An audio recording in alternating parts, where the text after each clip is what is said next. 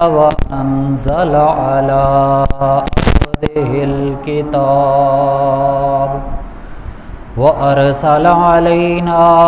رسولا وأتى بفصل الخطاب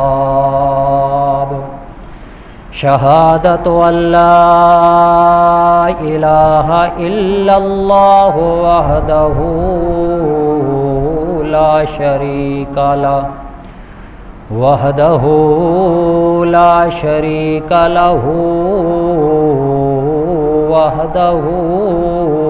لا مثل له وحده لا مثل له ولا مثال له ونشهد أن سيدنا وإمامنا محمدا عبده ورسوله أما بعد فأعوذ بالله السميع العليم من الشيطان الرجيم بسم الله الرحمن الرحيم وإلهكم إله واحد لا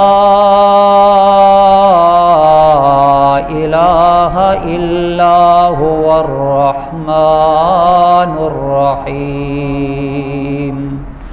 سبحان ربك رب العزة عما يصفون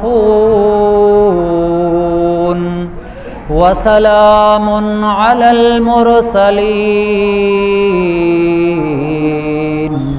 والحمد لله رب العالمين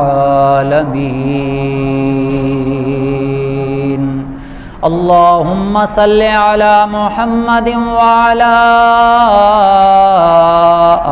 آل محمد كما صليت على إبراهيم وعلى آل إبراهيم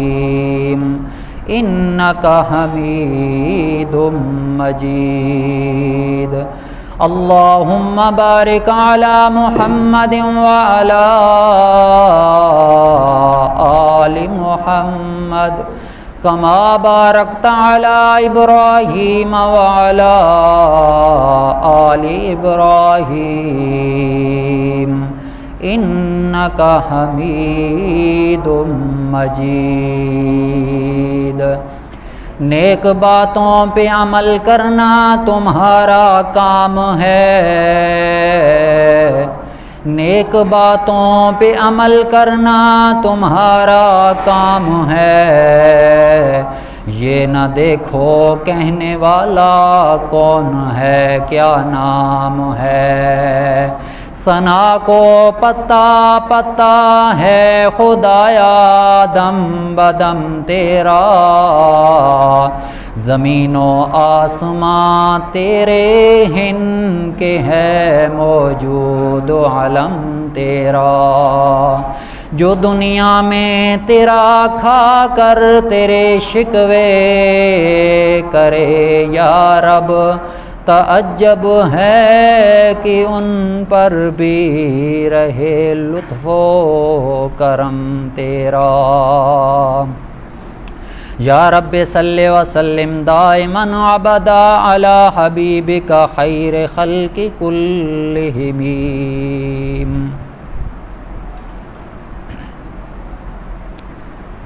واجب الاحترام سامعین کرام اللہ تبارک و تعالی کی لا ریب بے عیب کتاب قرآن مجید فرقان حمید، اس میں سے سورۃ الکہف کی آیت مبارکہ خطبے کے اندر تلاوت کی ہے۔ اللہ تبارک و تعالی سے دعا گو ہوں کہ اللہ تبارک و تعالی مجھے صحیح حق بیان کرنے کی آپ لوگوں کو سن کر توجہ کے ساتھ پھر دونوں فریقوں کو سمجھ کر پھر اس پر عمل کرنے کی توفیق عطا فرمائے۔ دنیا کے اندر جو بھی داعی حق آیا ہے، جو بھی اللہ کی طرف سے بھیجا ہوا آیا ہے، چاہے وہ رسول ہے یا پیغمبر ہے، جو بھی محسن اسلام دنیا کے اندر اللہ تبارک و تعالی نے مبعوث فرمایا ہے، اس نے آ کر دنیا کے اندر اپنی قوم کو تبلیغ کی ہے۔ تو تبلیغ کے اندر سب سے پہلا، سب سے سر فہرست جو مسئلہ رکھا ہے وہ ہے توحید والا مسئلہ۔ جتنے پیغمبر آئے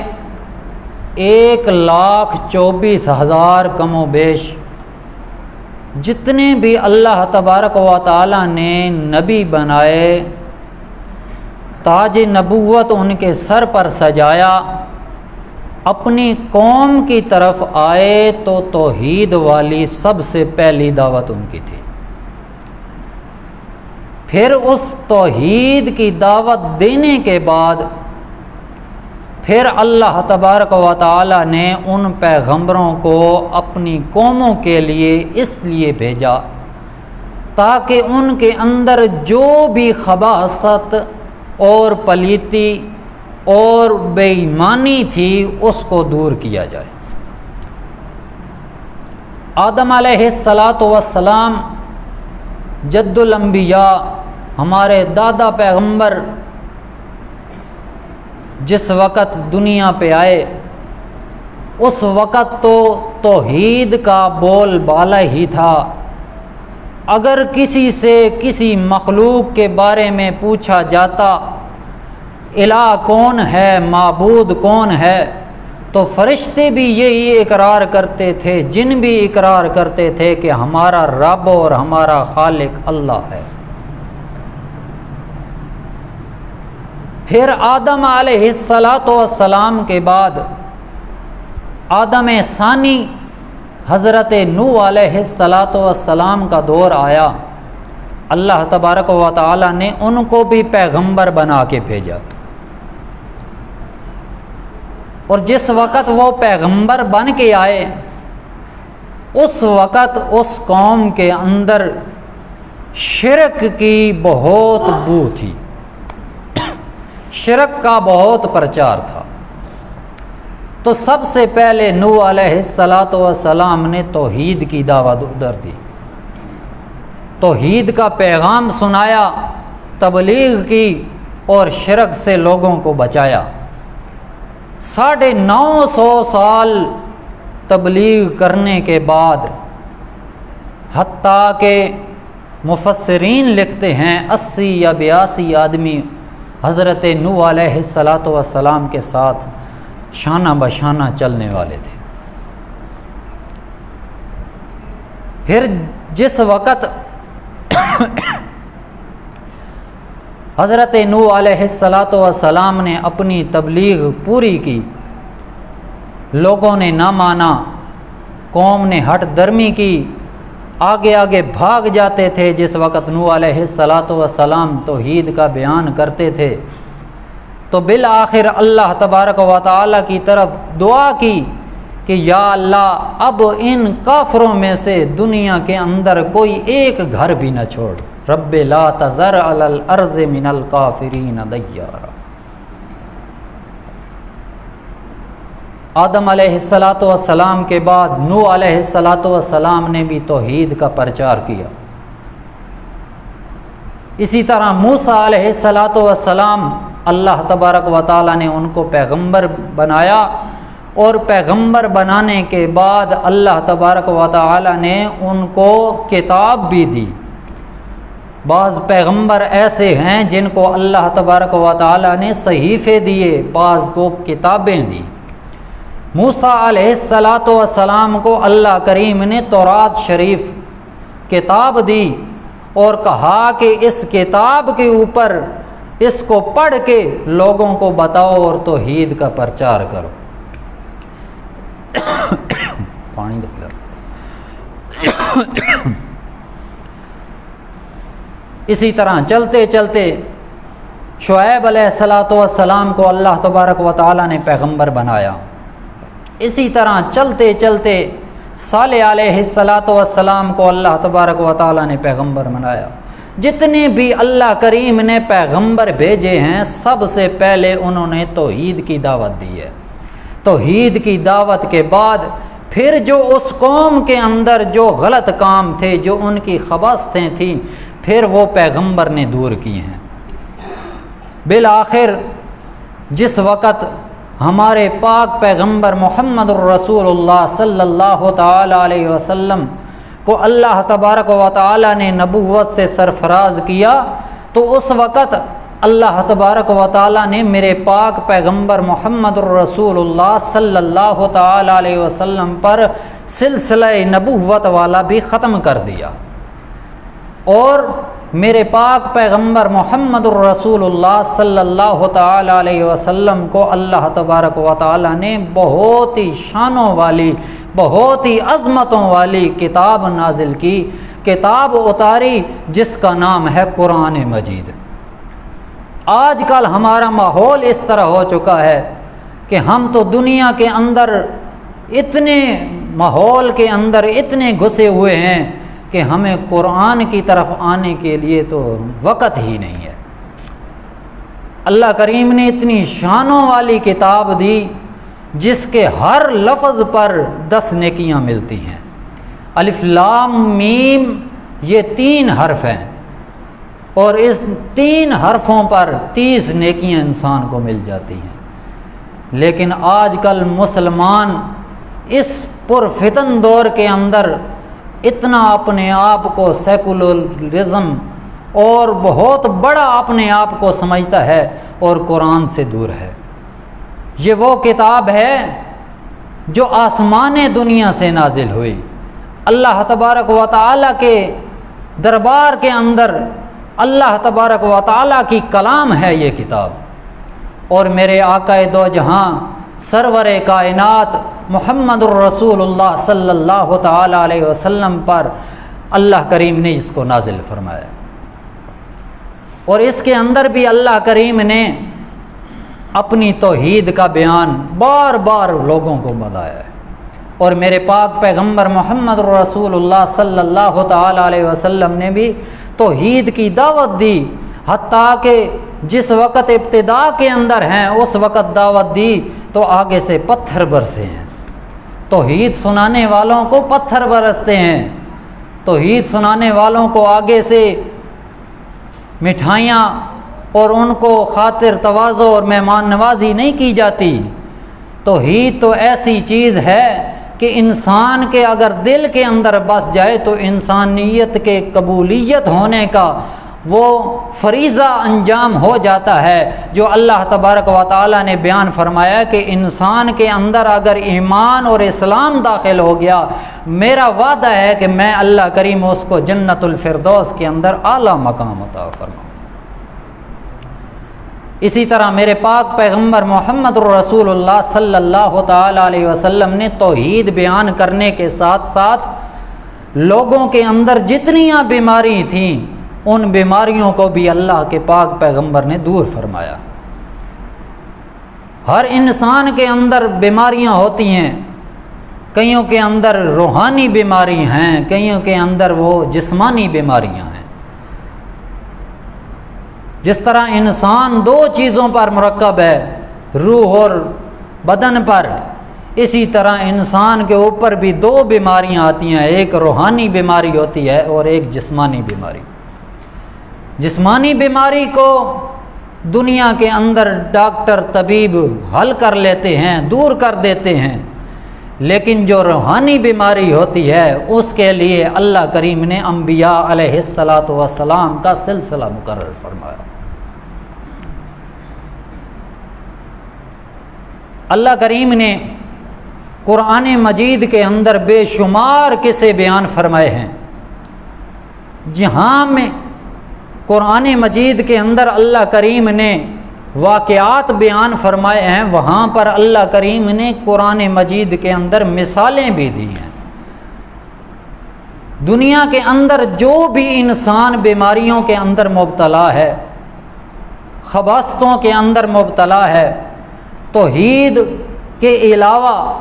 بدعت شرک کی بیماری کے اندر مبتلا ہے،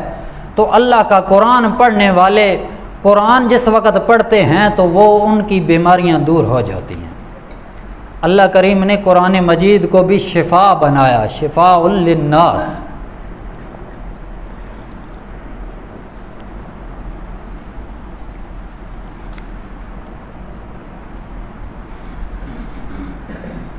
تو اللہ کریم کے پاک پیغمبر محمد الرسول اللہ صلی اللہ تعالی علیہ وسلم نے توحید کے ساتھ ساتھ لوگوں کے اندر جو خباثتیں تھیں ان کو بھی دور کیا ہے، ان سے بھی نجات عطا کی۔ تو اللہ کا قرآن، میں آپ کے سامنے ایک واقعہ پیش کرتا ہوں قرآن مجید کا، اس کے اندر توحید والا بھی بیان آ جائے گا اور مومن اور کافر کے درمیان فرق بھی ہو جائے گا۔ لوگ کسی واقعات کہانیاں سناتے ہیں، لیکن آؤ ذرا اشاعت التوحید و سنہ والوں کے پاس قرآن ہے اور قرآن کو سنتے ہیں کہ قرآن کیا کہتا ہے۔ اگر مثالیں پڑھنی ہوں تو قرآن کے اندر سے پڑھو، توحید والا مسئلہ پڑھنا ہو تو قرآن سے پڑھو، رسالت والا مسئلہ پڑھنا ہو تو قرآن سے پڑھو، اور واقعات اور قصے پڑھنے ہوں انبیاء علیہ الصلاۃ والسلام کے ہوں یا کسی اور کے قصے ہوں تو قرآن مجید ہر چیز بیان کرتا ہے۔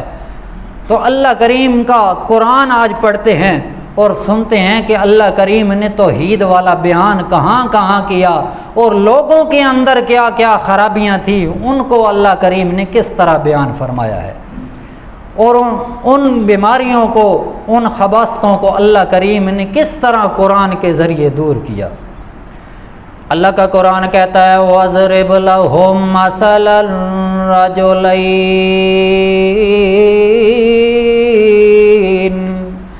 جَعَلْنَا لِأَحَدِهِمَا جَنَّتَيْنِ، دو آدمیوں کی مثال اللہ کریم قرآن مجید کے اندر بیان فرما رہے ہیں۔ ذرا توجہ کے ساتھ، دھیان کے ساتھ سماعت فرمانا۔ اللہ کا قرآن کہتا ہے وَاضْرِبْ لَهُم مَّثَلَ الرَّجُلَيْنِ، مثال دو آدمیوں کی ہے۔ وہ آدمی بنی اسرائیل کے کسی قوم کے کسی شہر کے اندر رہنے والے ہیں۔ اللہ کریم نے میرے پاک پیغمبر محمد رسول اللہ صلی اللہ تعالی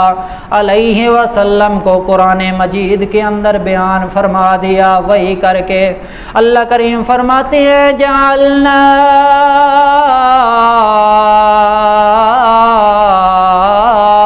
لِأَحَدِهِمَا جَنَّتَيْنِ مِنْ أَعْنَابٍ وَحَفَفْنَاهُمَا بِنَخْلٍ وَجَعَلْنَا بَيْنَهُمَا زَرْعًا۔ اللہ کریم فرماتے ہیں دو آدمی ہیں، بھائی ہیں یا ایک دوسرے کے رشتہ دار ہیں، دونوں آدمیوں میں سے ایک آدمی کے لیے اللہ کا قرآن کہتا ہے ہم نے دو باغ بنا دیے جنتین،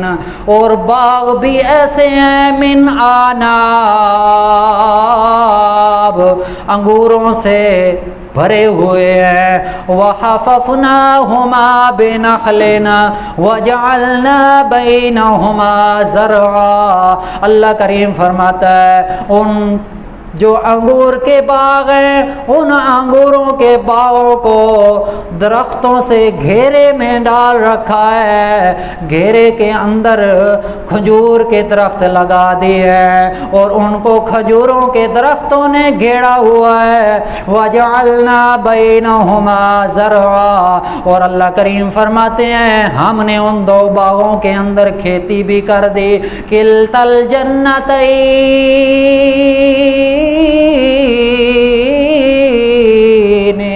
آتَتْ أُكُلَهَا وَلَمْ تَظْلِم مِّنْهُ شَيْئًا، وہ جو دو باغ تھے وہ ہر موسم پر اپنا پھل دیتے رہتے تھے، کوئی کمی نہیں کرتے تھے، دن بدن ان کے اندر اضافہ ہی ہوتا جاتا تھا۔ اللہ کریم فرماتے ہیں وَفَجَّرْنَا خِلَالَهُمَا نَهَرًا، اور ہم ان دونوں باغوں کے اندر ہم نے نہروں کو بھی چلا دیا، نہروں کو بھی جاری کر دیا۔ وَكَانَ لَهُ ثَمَرٌ، ہر سال پھل دیتے تھے، کبھی کمی نہیں کرتے تھے۔ فَقَالَ لِصَاحِبِهِ وَهُوَ يُحَاوِرُهُ أَنَا أَكْثَرُ مِنْكَ مَالًا وَأَعَزُّ نَفَرًا۔ اللہ کا قرآن کہتا ہے وہ دونوں باغ اپنے موقع پر اپنے وقت پر پھل دیتے تھے، کمی کبھی نہیں کرتے تھے۔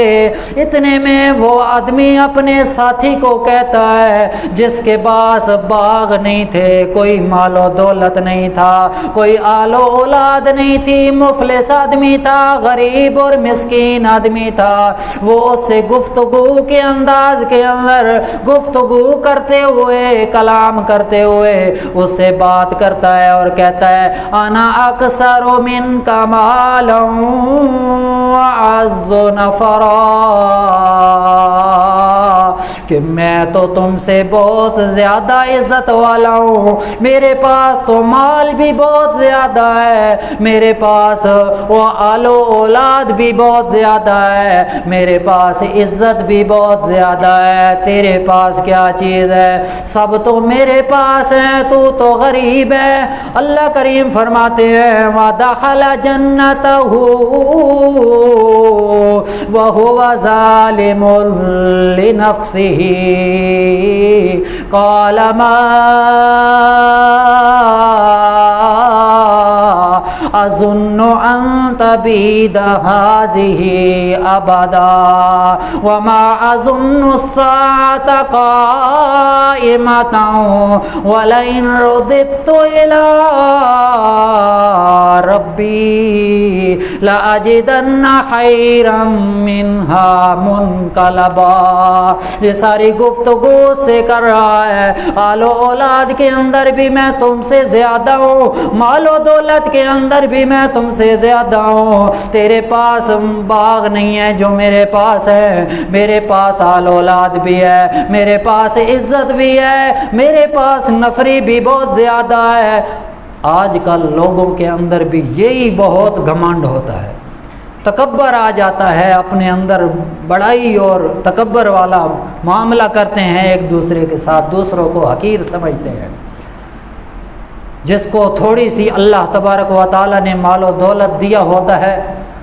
وہ اپنے آپ کو بہت بڑا سمجھتے ہیں، اور جو غریب لوگ ہوتے ہیں ان کو وہ حقیر کی حقارت کی نگاہ سے دیکھتے ہیں۔ لیکن اللہ کریم نے بیان فرمایا کہ دو آدمی ہیں، ان میں سے ایک غریب ہے اور دوسرا امیر ہے۔ اب دونوں کے اندر فرق کیا ہے؟ مال و دولت کے اندر آدمی پڑ جائے، ہرس کے اندر آ جائے تو پھر خدا بھی بھول جاتا ہے۔ خود اللہ کا قرآن کہتا ہے، اللہ کا قرآن کہتا ہے وَدَخَلَ جَنَّتَهُ وَهُوَ ظَالِمٌ لِنَفْسِهِ اپنے اوپر ظلم کرنے والا، اپنی بے بسی کا اظہار نہ کرنے والا، الٹا اکڑ دکھانے والا، فخر دکھانے والا، اللہ کریم فرماتے ہیں دخل جنتہ، اپنے جس وقت باغوں کے اندر داخل ہوتا ہے، اکڑ کے داخل ہوتا ہے اور یہ خیال کرتا ہے ما اظن ان تبید ہذہ ابدا، میرے خیال و گمان کے اندر بھی نہیں ہے کہ یہ میرا مال و دولت، یہ میرے باغ کبھی تباہ و برباد ہو جائیں گے۔ وما اظن الساعۃ قائمۃ، اور اتنے میں اکڑ کے اندر آ گیا ہے اور عقل پر پردہ پڑ گیا ہے اور یہ کہنے لگا ہے کہ میں قیامت کو بھی قائم ہونے والا خیال نہیں کرتا، اس کو بھی میرے خیال کے اندر سے ماورا ہے۔ وَلَئِن رُدِدتُّ إِلَىٰ رَبِّي، ہاں اگر تم جو کہتے ہو کہ قیامت آئے گی اور قیامت والا دن اگر آ بھی گیا، میں اپنے رب کے پاس لوٹایا بھی گیا، لَأَجِدَنَّ خَيْرًا مِّنْهَا مُنْقَلَبًا، تو پھر میرے ساتھ وہ معاملہ ہوگا جو دنیا کے اندر میرے پاس مال و دولت بھی ہے، عزت بھی ہے، قیامت والے دن بھی، آخرت کے اندر بھی مجھے اللہ تبارک و تعالیٰ اس سے بہتر بدلہ دے گا۔ یہ اس کا خیال بن گیا۔ اللہ کریم فرماتے ہیں قال له صاحبه، جو اس کا غریب دوست تھا، ساتھی تھا، وہ اسے کہنے لگا وَهُوَ يُحَاوِرُهُ أَكَفَرْتَ بِالَّذِي خَلَقَكَ مِن تُرَابٍ۔ اللہ اکبر، غریب لوگوں کو خدا یاد ہوتا ہے، ہر مشکل کے اندر ان کو خدا یاد ہوتا ہے، ان پر اگر بیماریاں آتی ہیں، لاچاریاں آتی ہیں، بے کسیاں آتی ہیں تو وہ اللہ کو یاد کرتے ہیں، اللہ کا دروازہ ہر وقت کھلا ہوتا ہے۔ لیکن جو مال و دولت کے اندر، فخر کے اندر اور اکڑ کے اندر آ جاتے ہیں، ان کو پھر اللہ ہی یاد نہیں رہتا۔ اللہ کے پاک پیغمبر محمد رسول اللہ صلی اللہ تعالی علیہ وسلم فرماتے ہیں لا يدخل الجنت من کان فی قلبہ مثقال ذرۃ من کبر، وہ آدمی کبھی جنت کے اندر داخل نہیں ہو سکتا جس کے اندر ذرہ برابر بھی تکبر ہوا، رائی کے دانے کے برابر ذرہ، چھوٹی سی چھوٹی چیز، حرے کا بالکسرہ، کہتے ہیں گرامر کا اصول ہے کہ جس چیز کا ٹکڑا کیا جائے اور ٹکڑا کرتے کرتے اس مقام تک وہ پہنچ جائے کہ اس کے بعد اس کا اب ٹکڑا نہ ہو سکتا ہو، اس کو ذرا کہتے ہیں۔ تھوڑی سی مقدار بھی جس آدمی کا تکبر اندر ہوا، اللہ کریم فرماتے ہیں وہ کبھی جنت کے اندر داخل نہیں ہوگا۔ شیطان نے بھی تکبر کیا تھا، آدم علیہ السلام کو سجدہ نہ کیا تو اللہ کریم نے دنیا و جہان کے اندر، آخرت کے اندر بھی اس کو ذلیل و رسوا کر دیا۔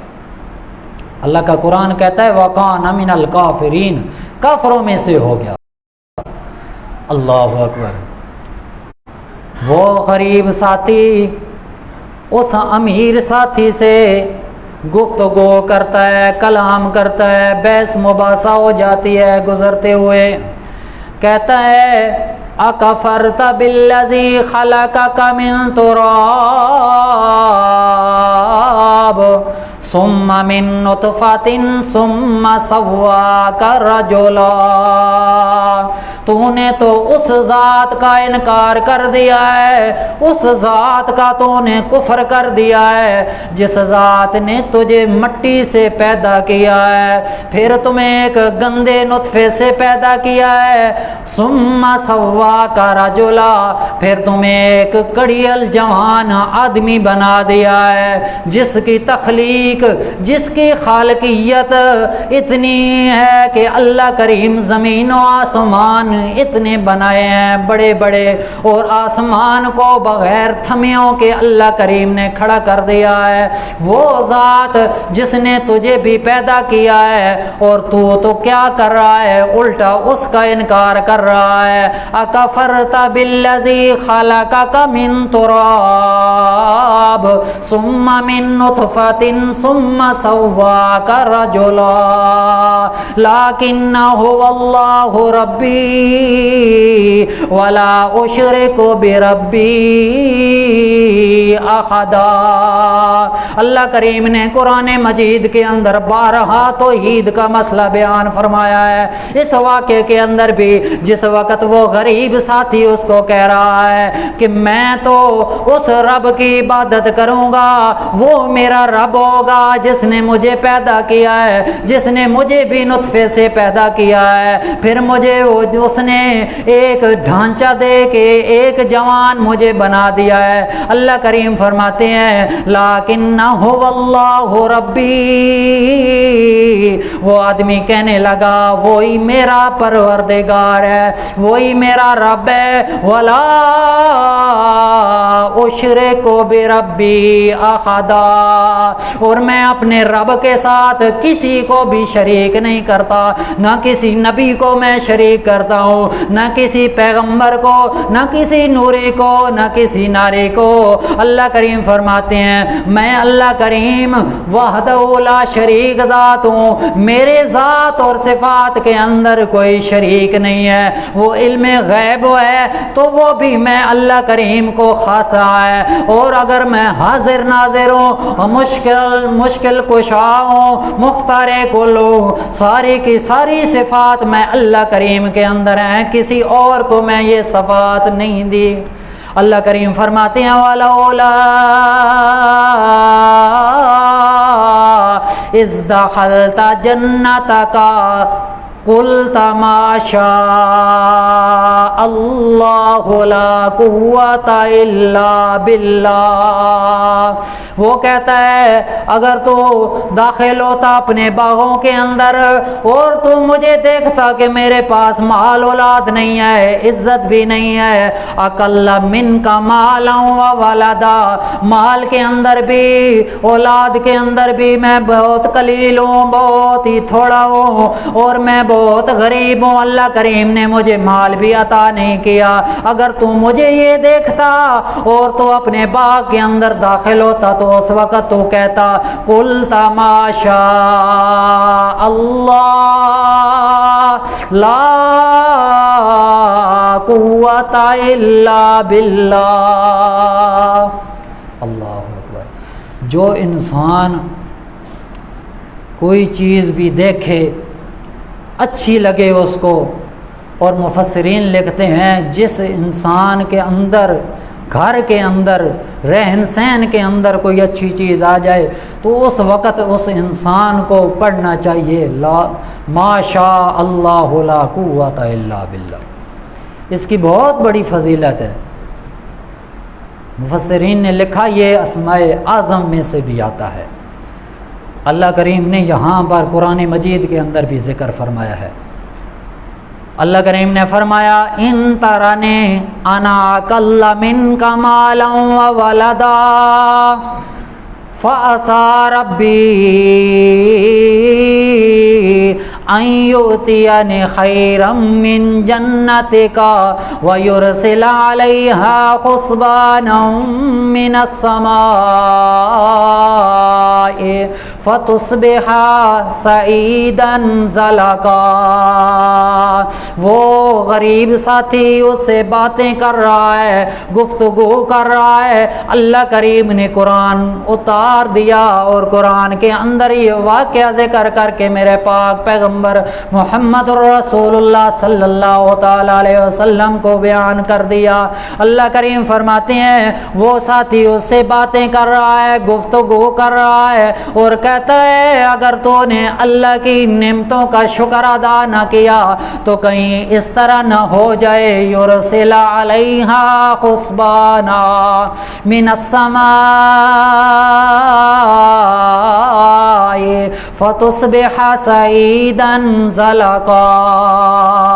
کہیں اس طرح نہ ہو کہ آسمان سے کوئی ہوا کا جھونکا آ جائے یا آسمان سے بدل گرجیں اور ان سے بجلی گر پڑے تیرے باغوں پر، فتصبح سعیدا زلقا، تو اس وقت تیرا باغ اس طرح ہو جائے جس طرح چٹیل میدان ہوتا ہے، وہاں کوئی چیز اگی ہی نہیں اور اگی ہوئی چیز ختم ہو جائے، او یصبح ماؤہا غورا فلن تستطیع لہ طلبا، یا اس